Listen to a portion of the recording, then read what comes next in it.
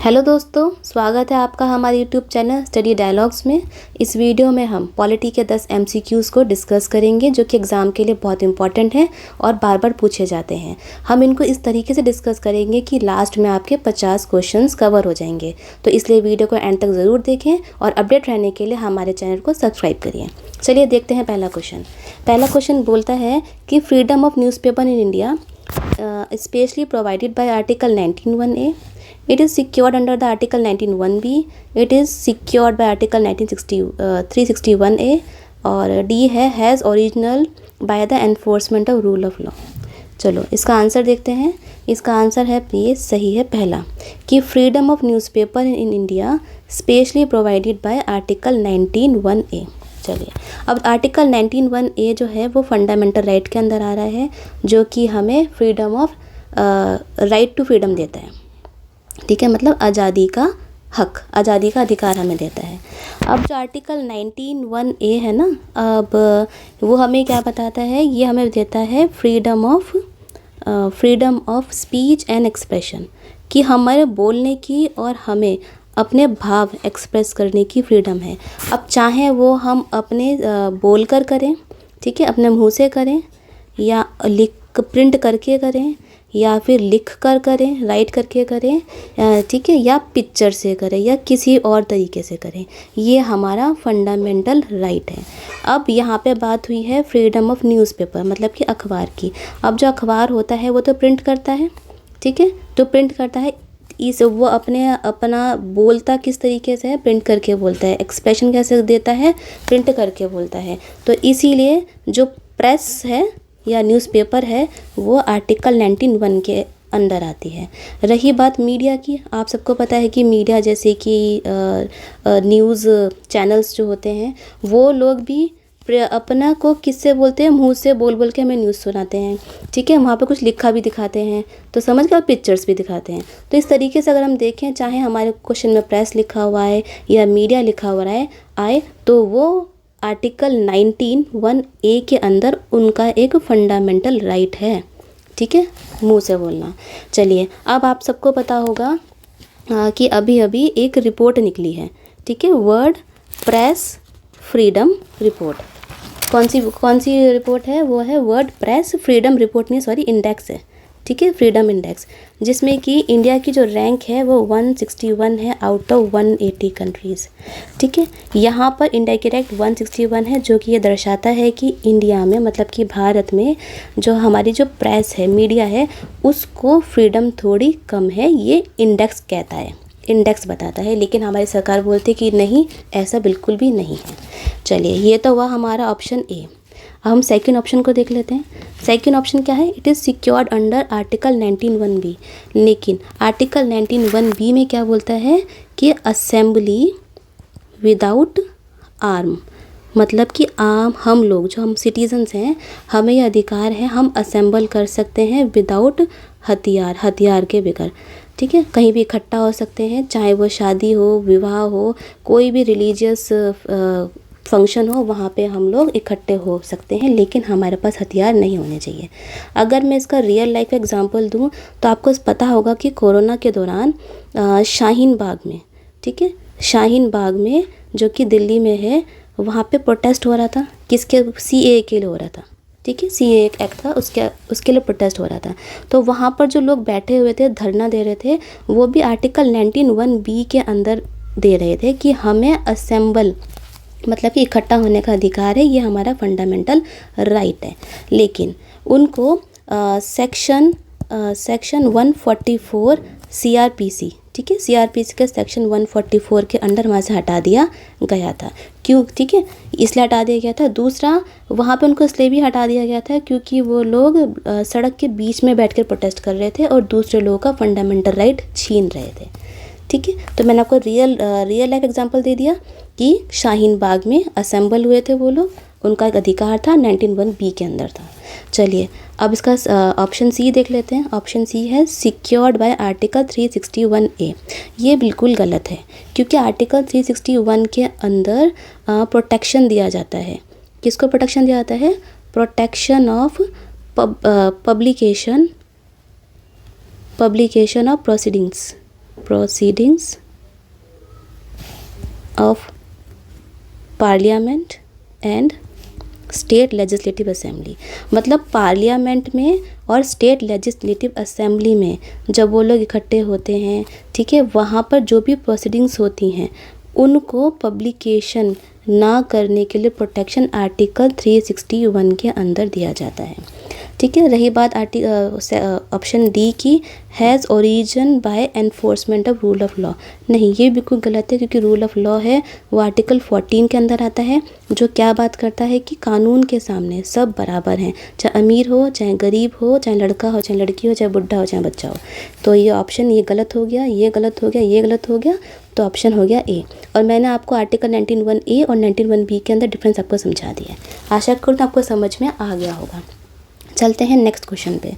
Next question है, which one of the following does not fall with in the purview of article 21 of the constitution. Article 21 क्या है? सबसे पहले तो ये फंडामेंटल राइट है और हमें क्या देता है? राइट टू लाइफ देता है, ठीक है, जीने का अधिकार देता है। अब हमें ये बताना है इनमें से नीचे जो भी हमें ऑप्शन दिए हुए हैं इसमें से आर्टिकल 21 में कौन सा नहीं आता है। पहला है medical aid to injured by a doctor, sexual harassment of women at work place, pollution of quality of water, capital punishment. तो इसका सही आंसर है डी, मतलब कि कैपिटल पनिशमेंट आर्टिकल 21A के अंदर नहीं है, ये फंडामेंटल राइट नहीं है। ठीक है, medical aid to injured by a doctor, बिल्कुल सही बात है, हमें चोट लगी है तो हम डॉक्टर के पास जाएंगे अपना इलाज कराने, ये किस में आएगा? ये आएगा राइट टू लाइफ में।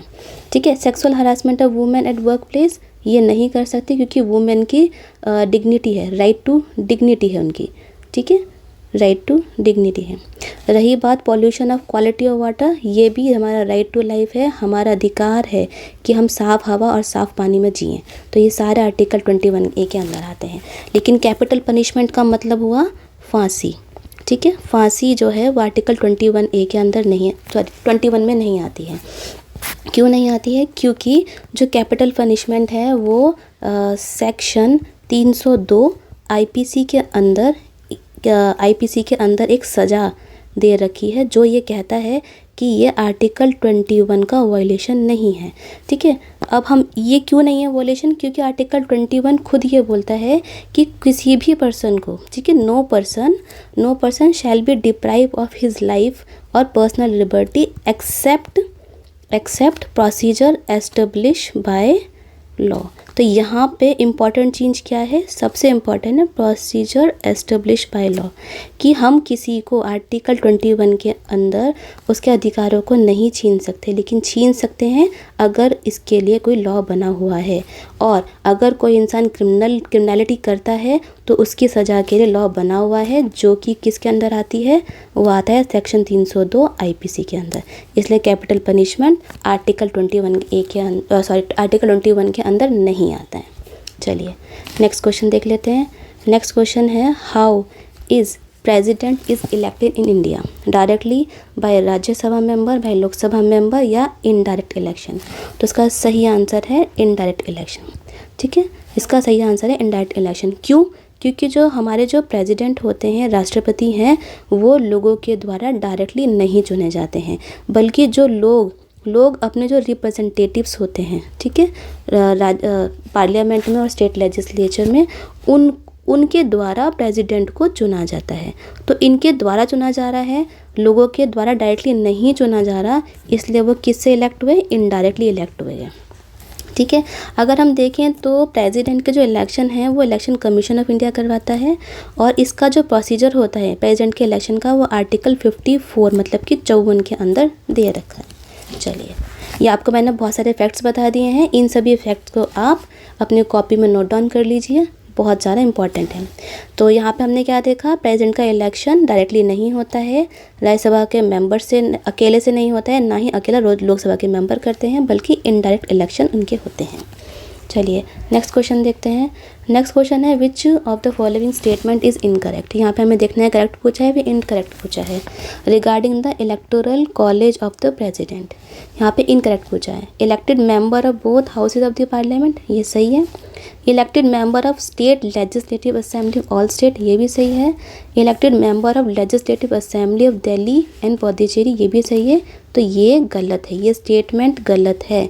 ठीक है, तो हमारा सही आंसर यहाँ पे क्या हुआ, बी हुआ, क्योंकि यहाँ पर क्या है, बोथ दे रखा है, बोथ हाउसेस। अब बोथ हाउसेस में कौन आता है, लेजिस्लेटिव असेंबली और लेजिस्लेटिव काउंसिल दोनों आता है। चलिए अब इसको आसानी से समझ लेते हैं कि जो हमारे जो प्रेसिडेंट हैं उनका इलेक्टोरेट कॉलेज में कौन कौन आता है, इलेक्टोरल कॉलेज में कौन कौन आता है। इलेक्टोरल कॉलेज का मतलब होता है कि उनका इलेक्शन करने के लिए कौन कौन उनमें पार्टिसिपेट करता है। ठीक है, तो यहाँ पर राज्यसभा, लोकसभा और लेजिस्लेटिव असेंबली मतलब कि विधानसभा स्टेट की, ये तीनों यहाँ पर पार्टिसिपेट करते हैं। लेकिन एक इम्पॉर्टेंट पॉइंट ये है कि इन तीनों के इलेक्टेड मेंबर, ठीक है, इलेक्टेड मेंबर पार्टिसिपेट करते हैं, नॉमिनेटेड मेंबर नहीं करते हैं। ठीक है, नॉमिनेट मेंबर नहीं करते हैं। अब नॉमिनेट मेंबर क्यों नहीं करते हैं, क्योंकि नॉमिनेट मेंबर को तो प्रेसिडेंट खुद चुनते हैं। अगर नॉमिनेटेड मेंबर को भी अलाउ कर देंगे ना कि जाके प्रेसिडेंट को चुनो, तो यहाँ पे थोड़ा ये हो सकता है कि वो शायद जिस प्रेसिडेंट ने उनको चुना है उसको वोट दे दें, उस प्रेसिडेंट के कैंडिडेट को वोट दे दें।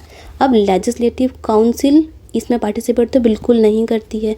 क्यों नहीं करती है, क्योंकि किसी स्टेट में तो आपको विधान परिषद मिलेगी लेकिन किसी में नहीं मिलेगी, तो इसको इंक्लूड करना थोड़ा गलत हो जाएगा।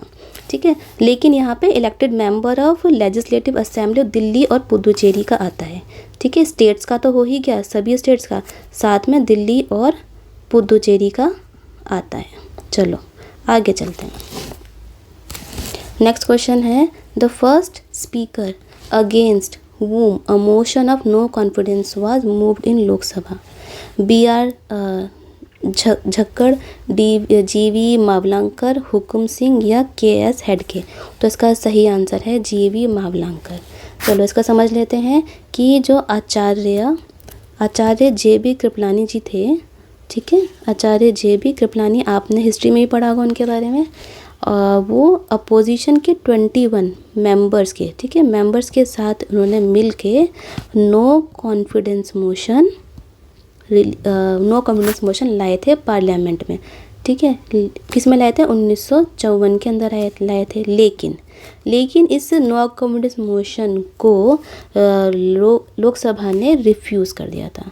ठीक है, लाए ज़रूर थे लेकिन इसको पास नहीं करा था। तो आपको थोड़ा याद करना पड़ेगा कि GV मावलंकर जी थे, वो पहले स्पीकर थे हमारे देश के, उनके अगेंस्ट नो कॉन्फिडेंस मोशन लाया गया था। किसने लाया था, JB कृपलानी जी ने लाया था। और कौन से सन में लाया था, 1954 में लाया था, लेकिन उसको रिफ्यूज़ कर दिया गया था। चलो नेक्स्ट क्वेश्चन देखते हैं। नेक्स्ट क्वेश्चन है which of the following is not true statement about the attorney general of India. यहाँ पे भी गलत पूछा गया है, नॉट ट्रू। किसी भी क्वेश्चन को अटैम्प्ट करने से पहले आपको ये देखना ज़रूर है कि यहाँ पे करेक्ट पूछा है या फिर इनकरेक्ट पूछा है। तो नॉट ट्रू का मतलब क्या हो गया कि यहाँ पे इनकरेक्ट पूछा गया है, जो सही नहीं है।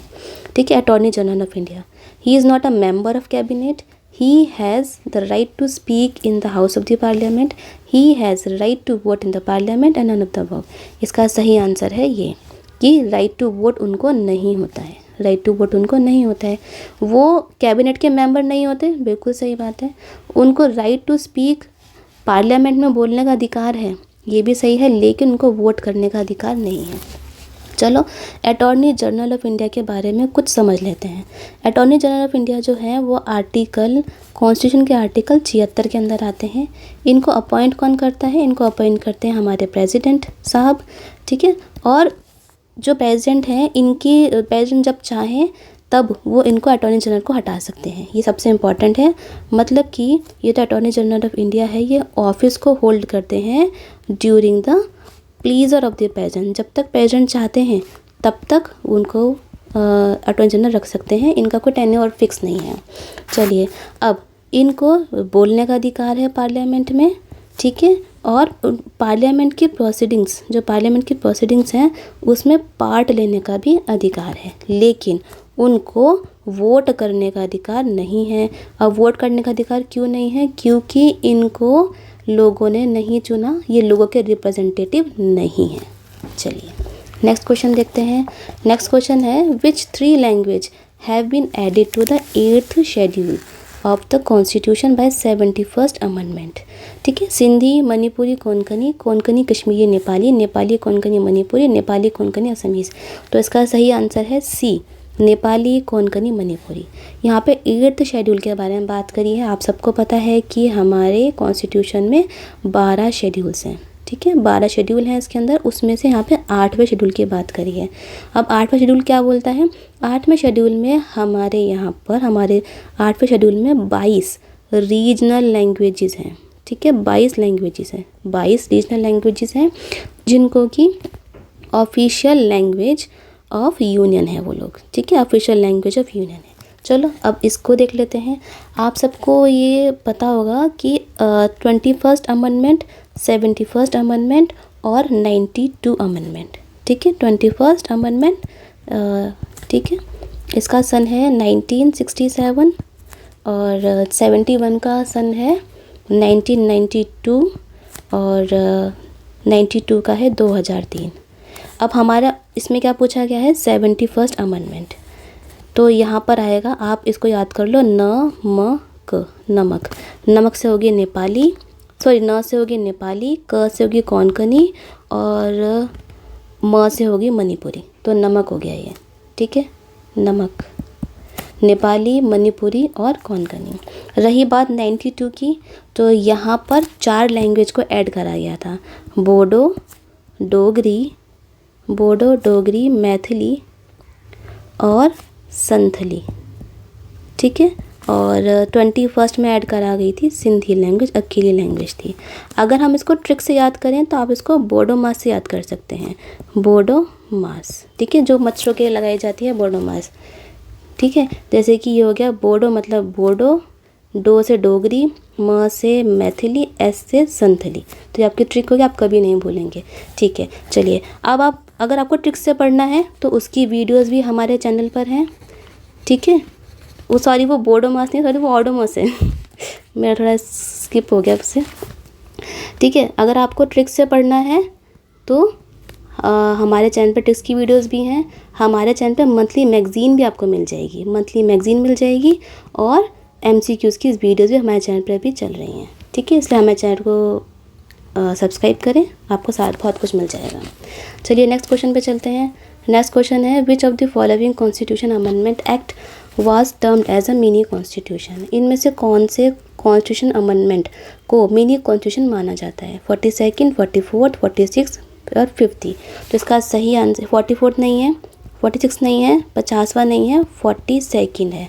अब 42nd अमेंडमेंट 1976 में करा गया था।